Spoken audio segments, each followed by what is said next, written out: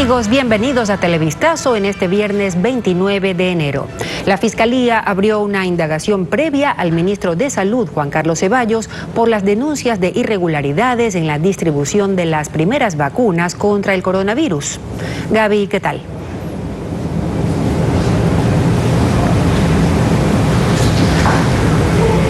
El próximo lunes en la Fiscalía en la investigación por presunto tráfico de influencias.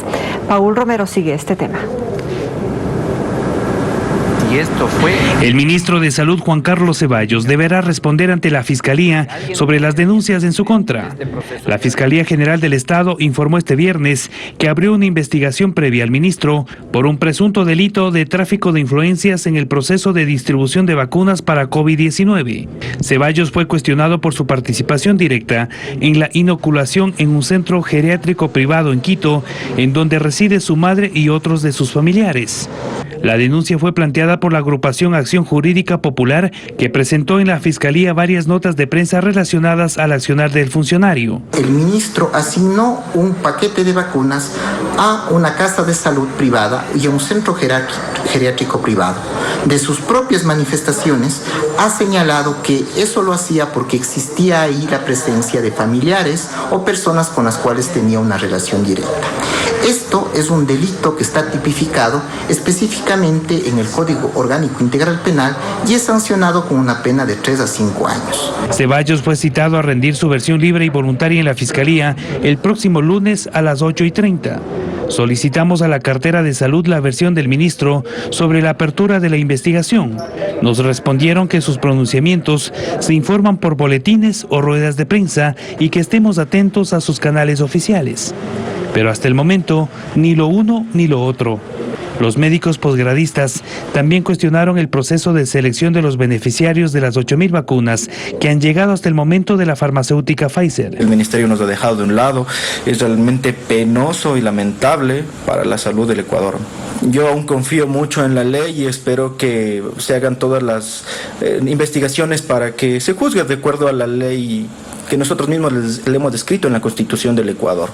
Tras las denuncias de irregularidades en la distribución del fármaco, otro pedido a Ceballos es que haga pública la lista de vacunados. Que se requiera al ministro la información que él dice que es confidencial, pero no es cierto, esa información no es confidencial, por lo que nosotros estamos solicitando es quienes han accedido a un bien público que son las vacunas para determinar respectivamente quiénes están accediendo o quiénes no han accedido y deberían accederlo. Las denuncias sobre personas que no pertenecen a la primera línea de combate al virus y que habrían recibido la vacuna también se presentaron en centros de salud de Cuenca y Guayaquil. En Quito ya habría un contagio comunitario de la variante británica de COVID-19, según médicos y epidemiólogos. Los expertos aseguran que el incremento de casos registrados en los últimos días se atribuye a esta variación del virus. Carla Delgado nos informa. El incremento de casos de COVID-19 en la capital es evidente, pues solo en 15 días 6.140 personas se infectaron con el virus. El 15 de enero se registró 73.289 casos y hasta la tarde de ayer, Quito ya tenía 79.429 personas con la enfermedad. La cantidad de contagios registrada en los últimos días es atribuida, según los expertos, a la presencia de la variante británica en Quito. El infectólogo de la Universidad de las Américas, David Larreategui, cree que este nuevo tipo ya estaría circulando de forma comunitaria. Esta nueva variante del virus se encontró en una niña que no ha viajado y que no ha estado en contacto con personas del extranjero. Entonces, eso te da ya un dato de que la variante se está moviendo dentro de la sociedad. Probablemente si empezamos a hacer ya estudios genéticos que son complejos de secuenciación, probablemente ya encontremos la variante. Explique un poco esta alza importante y este repunte de casos que hemos tenido estas 3 semanas.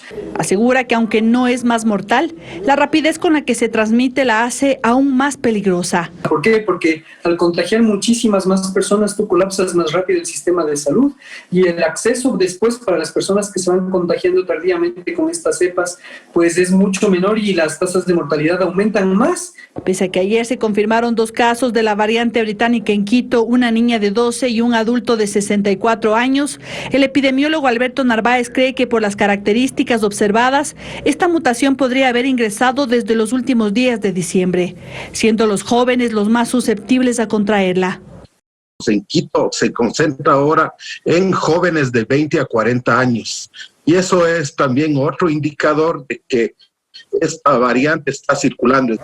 Ambos especialistas coinciden con que ahora más que nunca es necesario que las autoridades sanitarias realicen más diagnósticos, como una de las formas para contener la rápida expansión del virus. Anoche, autoridades del municipio de Guayaquil clausuraron una fiesta clandestina en un club social de oficiales de la Comisión de Tránsito del Ecuador.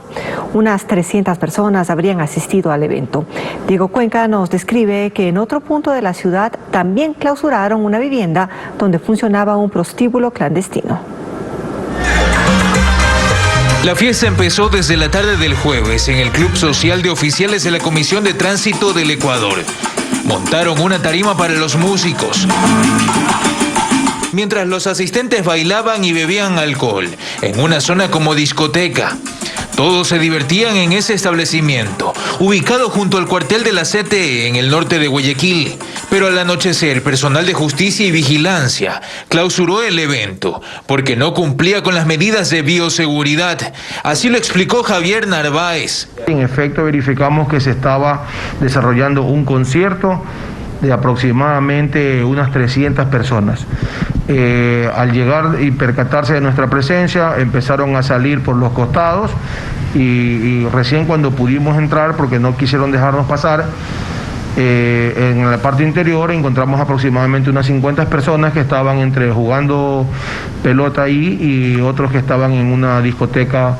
En esa fiesta clandestina desalojaron hasta mujeres que no utilizaban mascarillas y algunos de los asistentes se habían identificado como oficiales de tránsito. De inmediato desarmaron la tarima y retiraron las bebidas alcohólicas. Es lamentable que una institución pública llamada a dar el orden, llamada a colaborar en ser el primero en cumplir con estas normas de bioseguridad. Por eso el Departamento de Justicia y Vigilancia del municipio abrió un expediente administrativo para sancionar a los responsables, que podrían pagar hasta $2.800 de multa.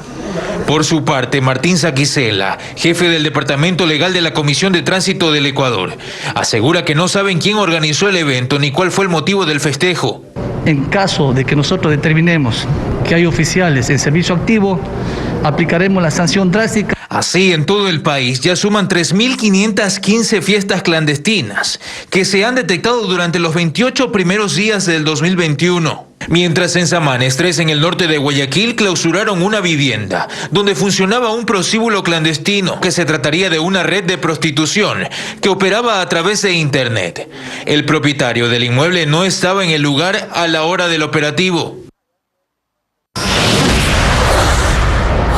3 hipótesis se suman a las 5 líneas de investigación que lleva a cabo la Policía Nacional para dar con los autores materiales e intelectuales del asesinato de Efraín Ruales. Las autoridades explicaron por qué se ofrece la recompensa de $50.000. También precisaron la situación legal de los sospechosos que fueron resultado de los operativos realizados horas después del crimen.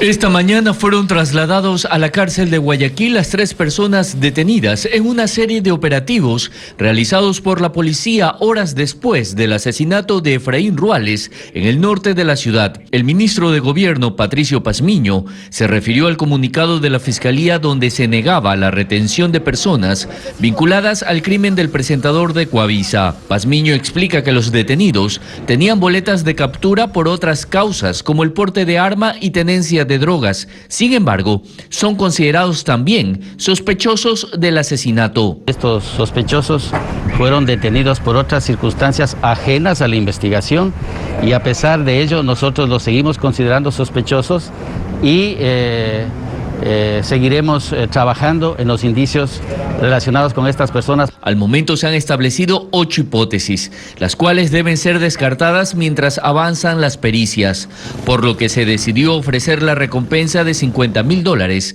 con el fin de que existan personas con información confiable y sustentada sobre el asesinato. Que sea información contextualizada y al menos que nosotros podamos dar seguimiento. Muchas cosas que se están publicando a través de redes sociales. Indudablemente que todo lo que se dice o se publica por redes sociales también es una información que está siendo procesada. Luego de finalizada la flagrancia, las autoridades policiales y de la Fiscalía han optado por no dar más declaraciones sobre el avance de las investigaciones, según ellos, para no entorpecer el proceso. Los consejeros electorales ven lejana la posibilidad de que se pueda elegir parlamentarios andinos el próximo 7 de febrero. El Movimiento Justicia Social volvió a presentar un recurso ante el Tribunal Contencioso que alarga más esa posibilidad. Patricio Díaz nos informa cuáles son las alternativas que se analizan. Que la elección de parlamentarios andinos no se pueda realizar en esta primera vuelta es casi un hecho. El Movimiento Justicia Social interpuso un nuevo recurso ante el Tribunal Contencioso Electoral para inscribir candidatos, con lo que se alargaría el proceso. Es una clara intención de boicotear el proceso electoral que tiene lamentablemente un partido político. Una resolución del Tribunal Contencioso podría tomar hasta 15 días, con lo que sería casi imposible que parlamentarios andinos se puedan elegir el próximo 7 de febrero. Una alternativa es acogerse a la respuesta del procurador cuando se le hizo una consulta sobre la ampliación de horarios. El procurador se manifestó respecto a que estos temas pueden ser resueltos por el Consejo Nacional Electoral por tratarse de fuerza mayor y de acuerdo a las necesidades por las contingencias que se pudieran presentar.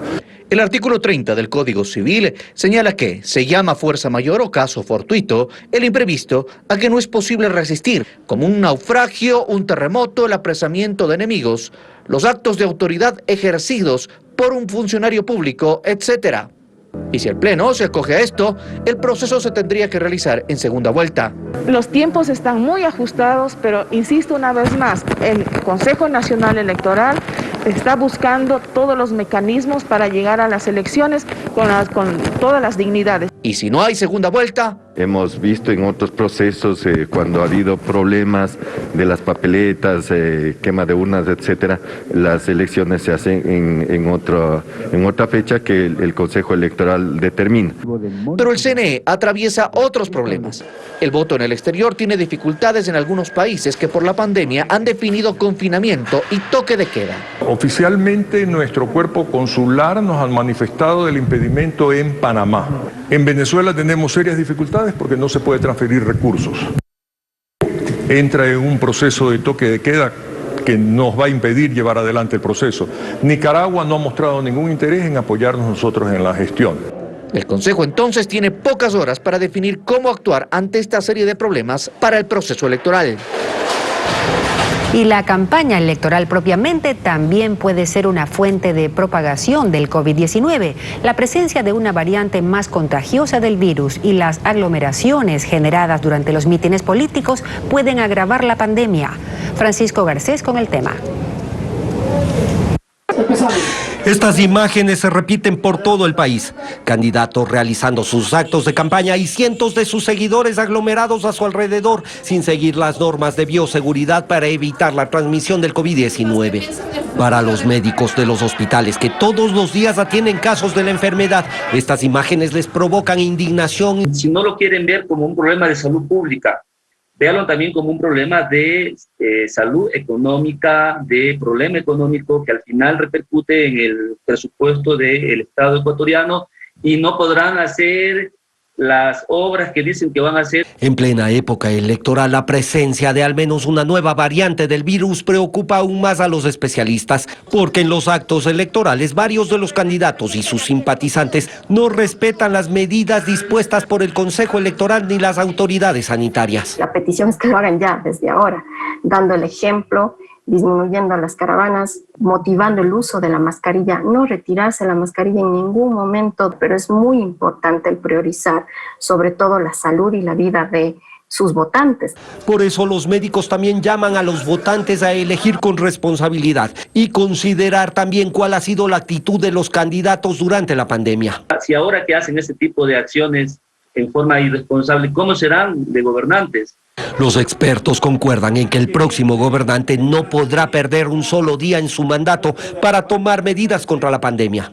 Es imperante recuperar la confianza de la población para controlar una pandemia. Sin confianza de la ciudadanía es imposible que las medidas se cumplan. En lo que concuerdan además es que el actual gobierno ha permitido que no se cumplan las medidas porque no hay control alguno y tampoco una política que el próximo régimen pueda seguir para luchar contra la enfermedad. Esta mañana el Consejo votó en casa, modalidad a través de la cual sufragarán un total de 323 hombres y 330 mujeres el próximo 5 de febrero, fecha establecida en el calendario electoral. La modalidad de voto en casa aplica a personas mayores de 50 años y con discapacidad física del 75%.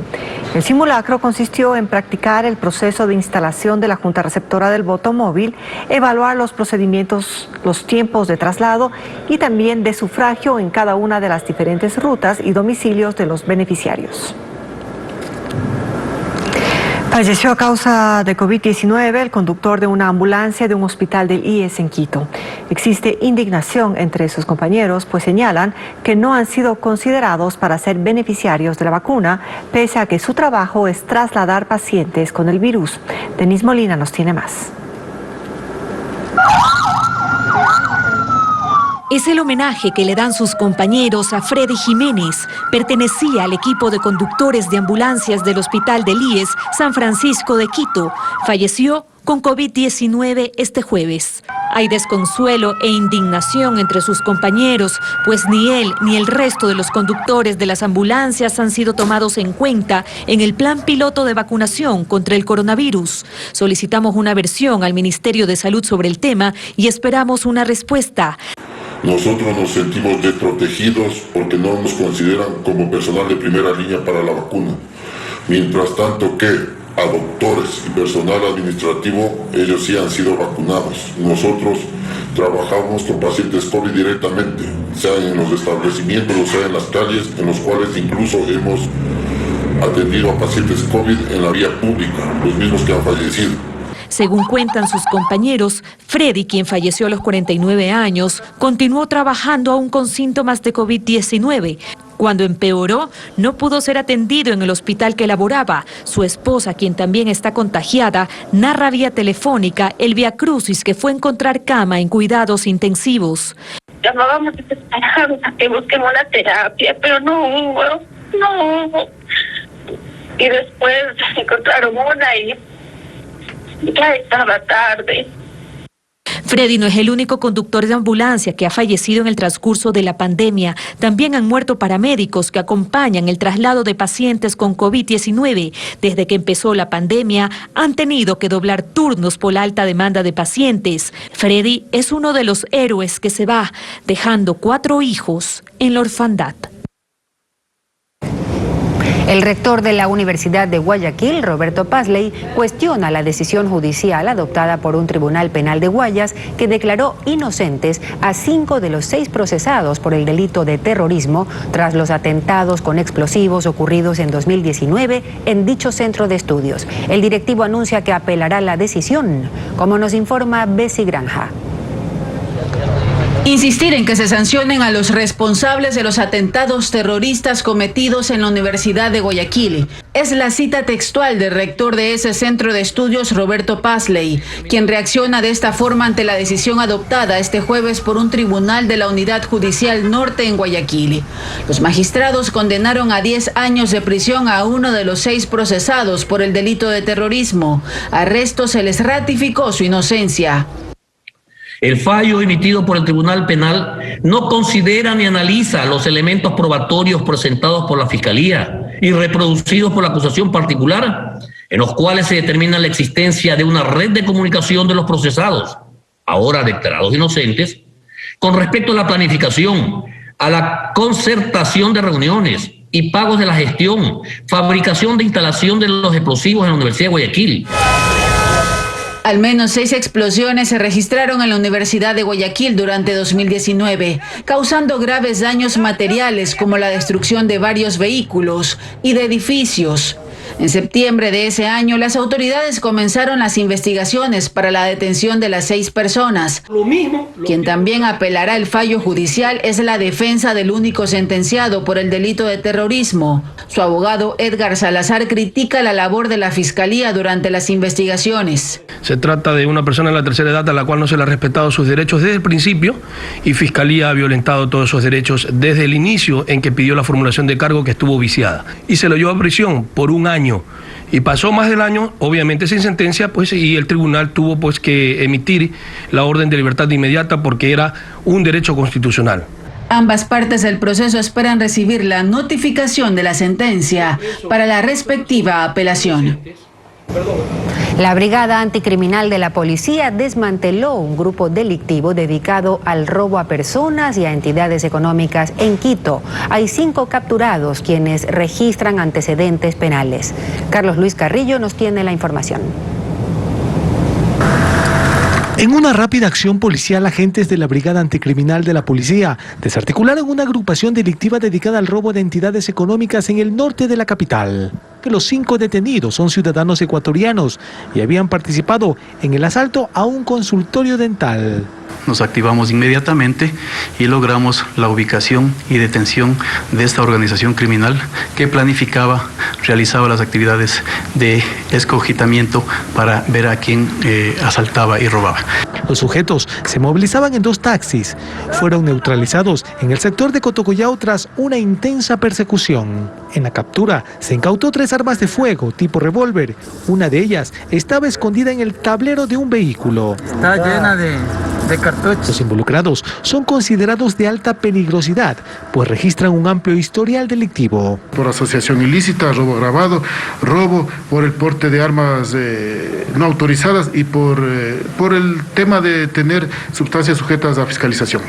Los detenidos, según las autoridades, operaban en el Distrito Metropolitano de Quito, por lo que se investiga en cuántos eventos delictivos habrían participado. Los miembros de la banda delictiva fueron llevados hasta la unidad de flagrancia, donde un juez les dictó prisión preventiva. Un incendio ocurrido en el Comité del Pueblo en el norte de Quito deja un fallecido y 2 heridos. Pese a que los vecinos del lugar intentaron socorrer a los habitantes de la vivienda, un niño murió. Carlos Luis Carrillo con este reporte. El incendio se produjo en el sector del Comité del Pueblo. Las llamas alertaron a los vecinos que habitan en las calles Jorge Garcés y Manuel Echeverría en el norte de Quito. Los habitantes, al ver el incidente, acudieron a ayudar, pero el fuego consumió rápidamente el 3er piso del inmueble. Cuando vimos el incendio que sobrepasaba el techo, todos auxiliamos con los extintores y la policía justo se estacionó, y ya era demasiado tarde. Al lugar llegaron elementos del cuerpo de bomberos a sofocar las llamas, quienes encontraron a un niño fallecido de apenas 1 año. Al momento que llegaron las unidades, el menor se encontraba en la parte externa de la vivienda, con quemaduras aproximadamente del 90% de su cuerpo. 2 personas resultaron heridas, entre ellas una joven de 18 años y un menor de 5 años. Tiene un hematoma en su cabeza y golpes pequeños. Está estable este momento con familiares. Según las primeras hipótesis de las autoridades, el incidente se produjo por un descuido. Pero por versiones de personas, de familiares de los niños, indicaron que aparentemente los niños estaban jugando con fósforos. Equipo técnico del Cuerpo de Bomberos iniciará las investigaciones a fin de determinar las verdaderas causas de este incendio que dejó a una familia sumida en el dolor. Familiares de pacientes diagnosticados con el síndrome de Gaucher reclaman la falta de tratamiento en hospitales públicos de Guayaquil.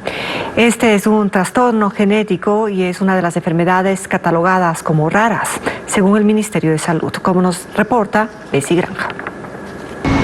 Llegaron hasta la Plaza Vicente Rocafuerte en el centro de Guayaquil. Son padres desesperados porque desde hace 3 meses en el Hospital Francisco de Icaza Bustamante del Ministerio de Salud no les proveen el fármaco imiglucerasa para el tratamiento del síndrome de Gaucher. Esta enfermedad es una rara condición genética causada por una enzima llamada glucocerebrosidasa o GBA, que no funciona correctamente en el cuerpo. La falta de esta enzima ocasiona que se acumulen sustancias dañinas en órganos como hígado, vaso, la médula ósea y los huesos. Los menores oscilan entre los 7 y 11 años. Mi hija tiene el problema del vaso, tiene el problema del hígado y tiene el problema de los riñones. Tiene un tumor que tiene que ser operado urgentemente, pero necesita estar medicándose para poder hacer esta operación. Ellos detallan la respuesta que han recibido en el hospital pediátrico.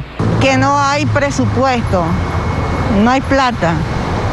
Que no hay, que todavía no lleguen, que no llegan todavía, que se van a llegar porque todavía no llegan los medicamentos. El tratamiento de ese trastorno genético consiste en una ampolla, cuyo costo supera los $1,000.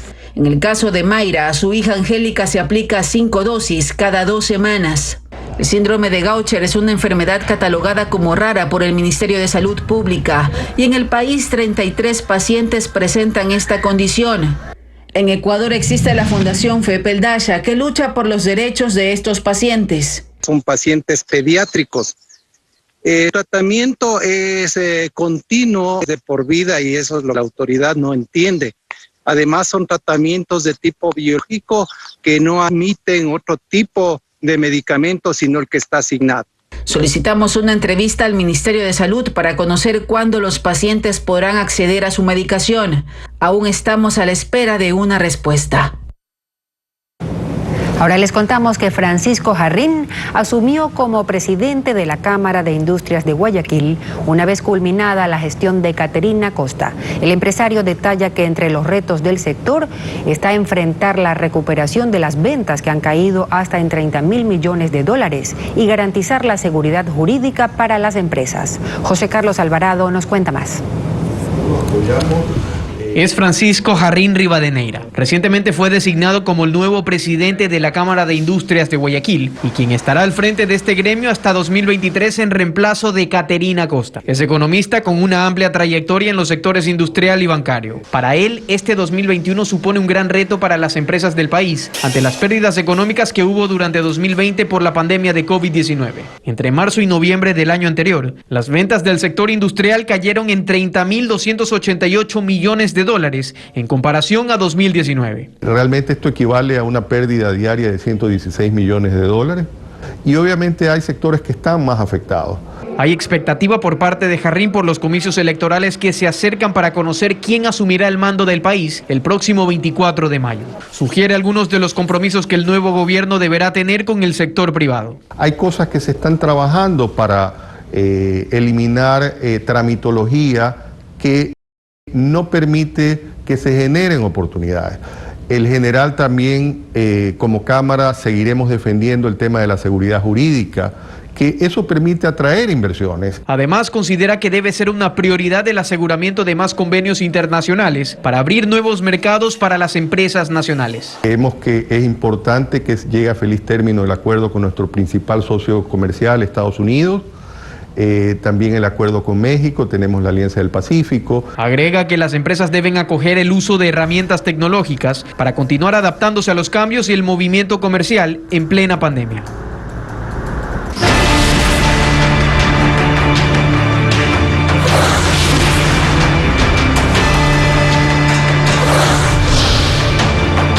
Elecciones 2021.